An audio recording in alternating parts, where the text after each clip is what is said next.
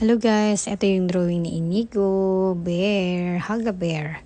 Ayan, drawing pala si Inigo, pero hindi niya sinabi sa akin na magdodrawing siya, kaya hindi ko na video from the start. Halos na drawing na niya ng buo nung nakita ko siya nagdodrawing. Kaya yan, inspired pala siya magdrawing kasi meron siyang bagong pencil colors.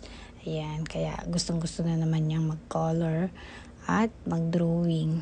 This time, hindi naman bahay ang drawing niya, kundi teddy bear. Ang teddy bear ni Carl. Diba? Ang ganda. Yan. Si Carl naman ay nandyan lang sa paligid at nangkukulo. Kinukuha niya yung pambulan ni Kuya. Gusto din niya mag-drawing siguro. Binibigyan namin siya ng pencil, pero gusto niya yung pencil ni Kuya at yung paper ni Kuya. Napansin niyo ba guys? Meron siyang binurang letters dun sa drawing niya. Hindi daw kasi kasya.